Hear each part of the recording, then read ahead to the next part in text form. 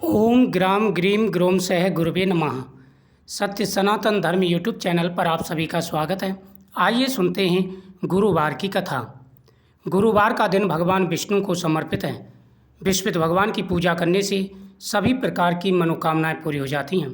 भगवान के सामने संकल्प करें, भगवान की पूजा करें।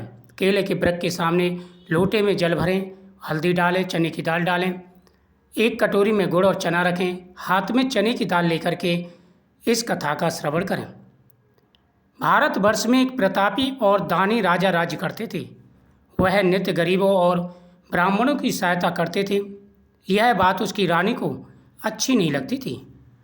वह ना ही गरीबों को दान देती, ना ही भगवान का पूजन करती और राजा को भी दान देने से मना किया करती थी। एक दिन राजा शिकार खेलने वन को गए हुए थे। रानी महल में अकेली थी। उसी समय बृहस्पति देव साधु के वेश में राजा के महल में भिक्षा मांगने के लिए गए और भिक्षा मांगी। रानी ने भिक्षा देने से इनकार किया और कहा, हे साधु महाराज, मैं तो दान पुण्य से तंग आ गई हूँ। मेरा पति सारा धन लुटाता रहता है। मेरी इच्छा है कि हमारा धन नष्ट हो जाए, फिर ना रहेगा बांस, ना बजेगी बांसुरी। साधु ने कहा, हे देवी, तुम तो बड़ी विचित्र हो। धन संतान तो सभी चाहते हैं, पुत्र और लक्ष्मी तो पापी के घर में भी होनी चाहिए। यदि तुम्हारे पास अधिक धन है तो भूखों को भोजन दो, प्यासों के लिए प्याऊ लगवाओ, मुसाफिरों के लिए धर्मशालाएं खुलवाओ। जो निर्धन अपनी कुंवारी कन्याओं का विवाह नहीं कर सकते, उनका विवाह कर दो। ऐसे कई काम हैं जिनके करने से तुम्हारा यश परलोक में फैलेगा और इस लोक में भी तुम्हारी प्रशंसा होगी, वैकुंठ की प्राप्ति होगी। परंतु रानी पर उपदेश का कोई प्रभाव न पड़ा। वह बोली, महाराज, आप मुझे कुछ ना समझाइए। मैं ऐसा धन नहीं चाहती जो हर समय बांटती फिरूं। साधु ने उत्तर दिया, यदि तुम्हारी ऐसी इच्छा है तो तथास्तु। तुम ऐसा करना, बृहस्पतिवार को घर लीपकर पीली मिट्टी से अपना सिर धोकर स्नान करना, भट्टी चढ़ाकर कपड़े धोना। ऐसा करने से आपका सारा धन नष्ट हो जाएगा। इतना कहकर साधु वहाँ से अंतर्ध्यान हो गई। साधु के अनुसार कई बातों को पूरा करते हुए रानी को केवल 3 बृहस्पतिवार बीते थे। उनका सारा धन नष्ट हो गया। राजा, रानी तथा प्रजा भोजन के लिए तरसने लगे। तब एक दिन राजा ने रानी से कहा, हे रानी, तुम यहाँ रहो, मैं दूसरे देश को जाता हूँ, क्योंकि यहाँ पर सभी लोग मुझे जानते हैं, इसलिए मैं कोई कार्य नहीं कर सकता। ऐसा कहकर राजा परदेश चला गया। वहाँ वह जंगल से लकड़ी काट कर लाता और शहर में बेचता। इस तरह अपना जीवन व्यतीत करने लगा। इधर राजा के परदेश जाते ही रानी और दासी दुखी रहने लगे। एक बार जब रानी और दासी को 7 दिन तक बिना भोजन के रहना पड़ा तो रानी ने अपनी दासी से कहा, हे दासी, पास के ही नगर में मेरी बहन रहती है, वह बड़ी धनवान है, तू उसके पास जा और कुछ थोड़ी सी बेजल ले आ, जिससे कुछ समय के लिए तो गुजर हो जाएगी। उस दिन गुरुवार था। रानी की बहन उस समय बृहस्पतिवार की व्रत कथा सुन रही थी। दासी ने रानी की बहन को अपनी रानी का संदेश दिया, लेकिन रानी की बहन जो बड़ी थी, उन्होंने कोई उत्तर नहीं दिया। जब दासी को रानी की बहन ने कोई उत्तर नहीं मिला तो वह दुखी हुई और उसे क्रोध भी आया। दासी ने वापस आकर रानी को सारी बात बता दी। सुनकर रानी ने भाग्य को कोसा। उधर रानी की बहन ने सोचा, मेरी बहन की दासी आई थी परंतु मैं उससे नहीं बोली, इससे वह बहुत दुखी हुई होगी। कथा सुनकर और पूजा समाप्त करके वह अपनी बहन के घर आई और कहने लगी, हे बहन, मैं बृहस्पतिवार का व्रत कर रही थी, तुम्हारी दासी मेरे घर गई थी, परंतु जब तक कथा होती है तब तक ना उठते हैं और ना ही बोलते हैं, इसलिए मैं नहीं बोली। कहो दासी क्यों गई थी? रानी बोली, बहन, तुमसे क्या छिपाऊं, हमारे घर में खाने तक को अनाज नहीं था। ऐसा कहते कहते रानी की आंखों में आंसू आ गए। उसने दासी समेत पिछले 7 दिनों से भूखे रहने की बात अपनी बहन को विस्तार से बता दी। रानी की बहन बोली, देखो बहन, भगवान बृहस्पतिदेव सबकी मनोकामना पूरी करते हैं। देखो, शायद तुम्हारे घर में अनाज रखा हो। पहले तो रानी को विश्वास नहीं हुआ, पर बहन के आग्रह करने पर अपनी दासी को अंदर भेजा। उसे सचमुच अनाज से भरा हुआ एक घड़ा मिला। यह देखकर दासी को बड़ी हैरानी हुई।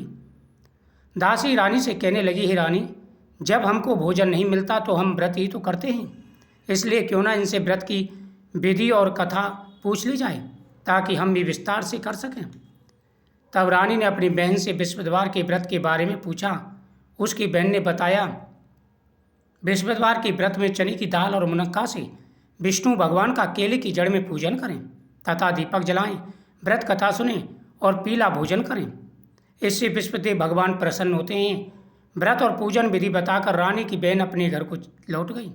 7 दिन बाद जब गुरुवार आया तो रानी और दासी ने व्रत रखा। घुड़साल में जाकर के चना और गुड़ बीन लाई।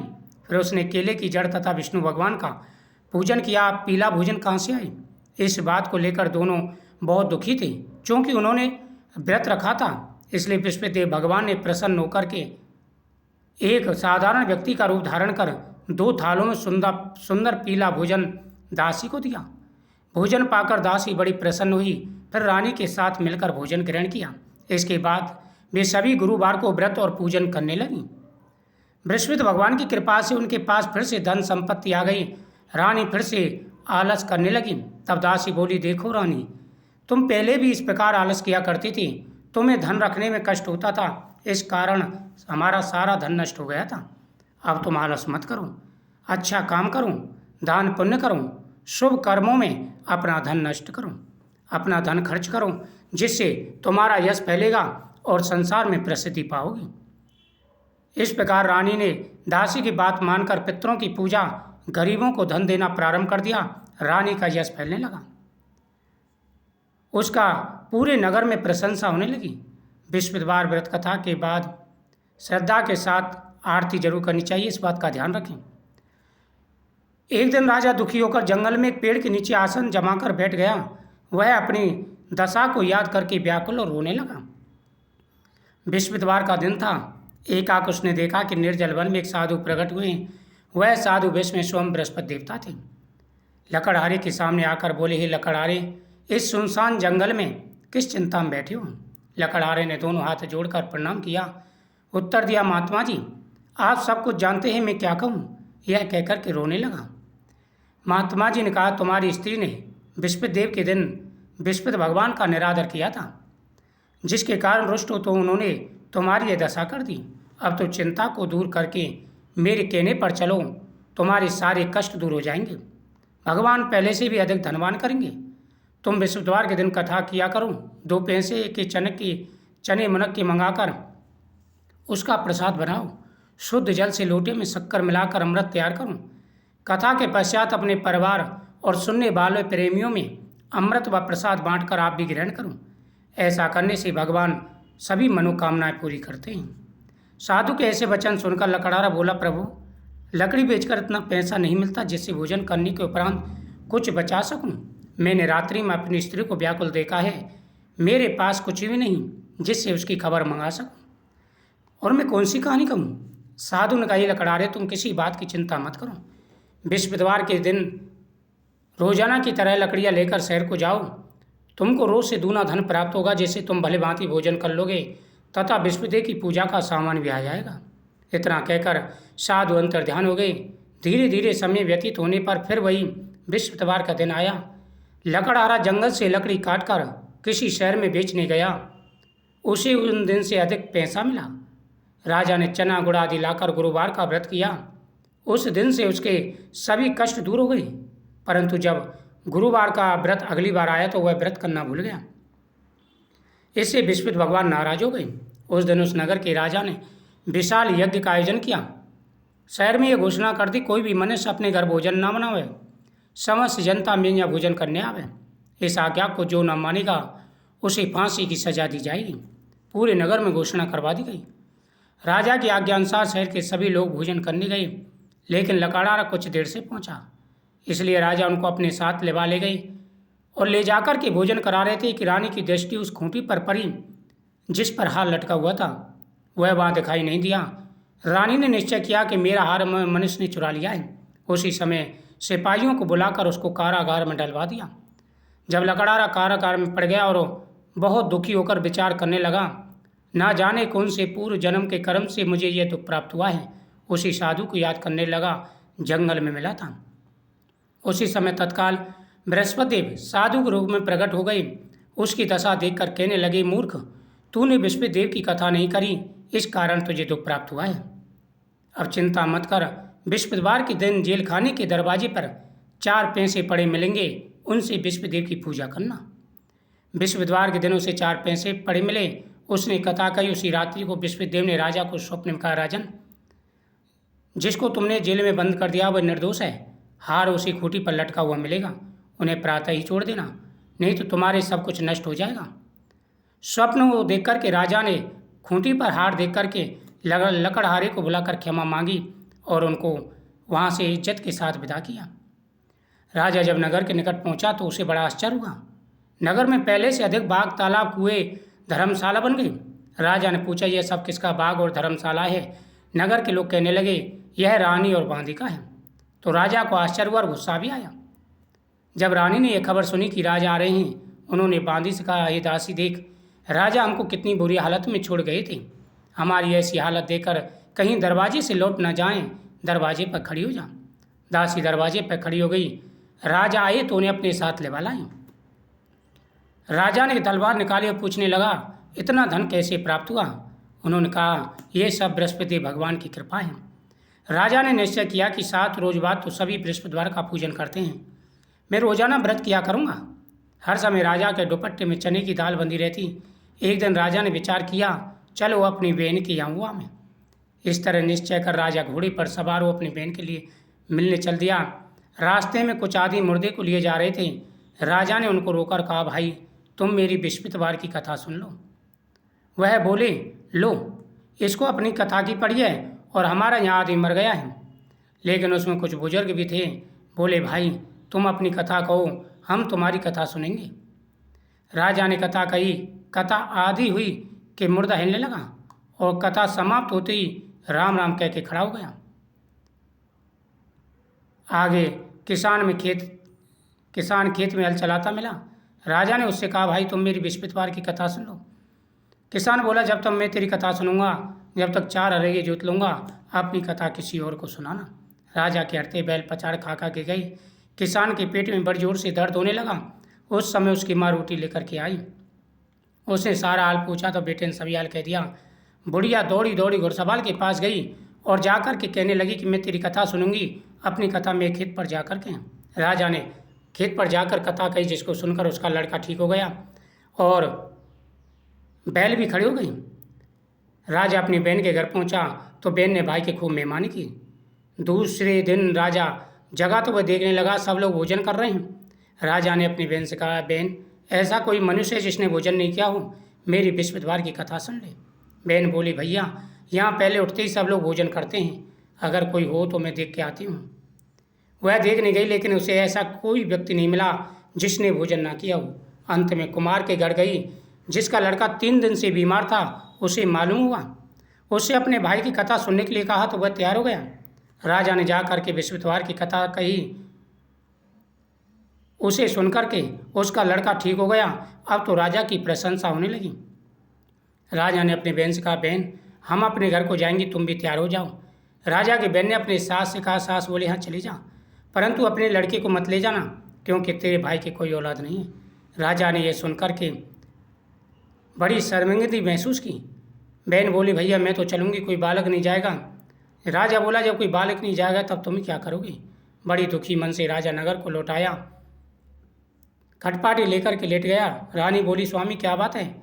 वह बोले कि देखो, हम निर्वंशी राजा हैं, हमारा मुंह देखने का धर्म नहीं है। वह बोली, स्वामी, आप निराश मत होइए, बृहस्पति देव ने हमें सब कुछ दिया है तो औलाद अवश्य देंगे। उसी रात को बृहस्पति देव ने राजा को स्वप्न कहा, राजन उठ, सभी सोच त्याग दे, तेरी रानी गर्भ से है। 9वें महीने में उन्हें सुंदर पुत्र पैदा हुआ। तब राजा कहने लगा कि देखो, मेरी बहन आएगी, तुम उससे कुछ मत कहना। स्त्री बिना खाई रह सकती है, बिना कहीं नहीं रह सकती। जब राजा की बहन ने शुभ समाचार सुना, बधाई लेकर भाई के यहाँ आई, तभी रानी ने कहा, घोड़ा चढ़कर नहीं आई, गधा चढ़ी आई। बहन बोली, भाभी, यह बृहस्पति देव भगवान का व्रत ऐसा ही है, जैसे मन में कामना हो सभी की पूर्ण करते हैं। अगर मैं ऐसे ना कहती तो तुम्हें औलाद कैसे मिलती? बृहस्पति देव सभी की मनोकामनाएं पूरी करते हैं। सच्चे मन से जो बृहस्पतिवार की पूजा करते हैं भगवान की सदाई उन पर कृपा बनी रहती है। भगवान सदैव अपने भक्तों की रक्षा करते हैं। बोल वसुदेव भगवान की जय। प्राचीन काल में एक ब्राह्मण रहता था। वह बहुत निर्धन था। उसके कोई संतान नहीं थी। उसकी स्त्री बहुत मलिनता के साथ रहती। ब्राह्मण बहुत समझाता, लेकिन उसे कोई फर्क नहीं पड़ता था। कुछ समय के बाद ब्राह्मण की सुंदर कन्या पैदा हुई। कन्या पिता को देखकर कि बड़ी होकर विष्णु भगवान की पूजा करती और अपनी मुट्ठी में जौ भरकर ले जाती, पाठशाला के मार्ग में डालती जाती। लौटते समय उनको बीन लाती, क्योंकि जब तक वह सोने के हो जाते थे। एक दिन बाल का सूप में सोने के जौ को फटक के साफ कर रही थी। उसके पिता ने देख लिया। कहा, बेटी, सोने के जौ को फटकने के लिए सोने का सूप होना चाहिए। दूसरे दिन गुरुवार था। कन्या ने व्रत रखा, बृहस्पति देव से प्रार्थना की। जब पाठशाला से लौट रही थी तो रास्ते में सोने का सूप मिला। उसे घर लाकर के वह जौ साफ करने लगी। उसका माँ का वही ढंगा। एक दिन बाल का सूप में सोने के जौ को फटक के साफ कर रही थी। उस समय उसके पिता वहाँ की निकले और देखा। कहा, बेटी, सोने के जौ फटकने के लिए सोने का ही सूप होना चाहिए। दूसरे दिन गुरुवार था। कन्या ने व्रत रखा, बृहस्पति देव से प्रार्थना की। हे प्रभु, मैंने सच्चे मन से पूजा की है, तो मेरे लिए सोने का सूप दे दो। बृहस्पति देव ने उसकी प्रार्थना स्वीकार कर ली। जब वह पाठशाला से लौट रही थी तो रास्ते में सोने का सूप मिला। उसे घर ले आई, जो साफ करने लगी। उसकी माँ का वही ढंग रहा। एक दिन बाल का सूप में सोने जो फटक के साफ कर रही थी। शहर का राजपुत्र वहाँ होकर के निकल रहा था। उसे देख करके उस पर मोहित हो गया। खटपाटी लेकर के लेट गया। राजा को जब पता चला तो बोला, बेटा, क्या बात है? किसने तुम्हारा अपमान किया है? वह बोला, पिताजी, मेरा किसी ने अपमान नहीं किया, लेकिन मैं उस लड़की से विवाह करना चाहता हूँ जो सोने के सूप में सोने के जौ को फटक के साफ कर रही थी। राजा बोले, बेटा, इस तरह की कन्या का पता तुम ही लगाओ, मैं उसके साथ तुम्हारा विवाह से कर दूंगा। राजकुमार ने उस घर का पता बतलाया तो ब्राह्मण के घर मंत्री गए और सारी बात बताई। तो ब्राह्मण ने खुशी खुशी अपनी कन्या का विवाह राजकुमार के साथ कर दिया। किंतु जैसे ही उसकी कन्या घर से विदा हुई, उसके घर में गरीबी आ गई। अन्न भी बड़ी मुश्किल से मिलता। एक दिन ब्राह्मण दुखी होकर अपनी कन्या के यहाँ गए और कन्या ने को सारी बात बता दी।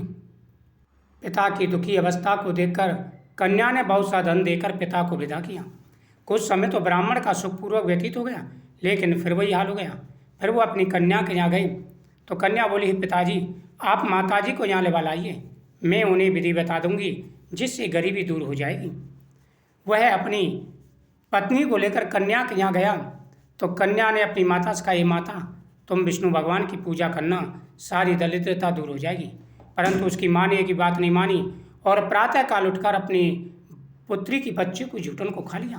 पुत्री को गुस्सा आया, उसे कोठरी में बंद कर दिया। प्रातःकाल उसे निकाला, भगवान की पूजा पाठ कराई तो उसकी बुद्धि ठीक हो गई, पवित्र हो गई और वह भी हर बृहस्पतिवार विष्णु भगवान का पूजन करने लगी। जो भी सच्चे मन से भगवान विष्णु की पूजा करते हैं उनकी हर मनोकामना पूरी हो जाती है। धन, वैभव, सुख, समृद्धि सब कुछ आता है। बोल वसुदेव भगवान की जय।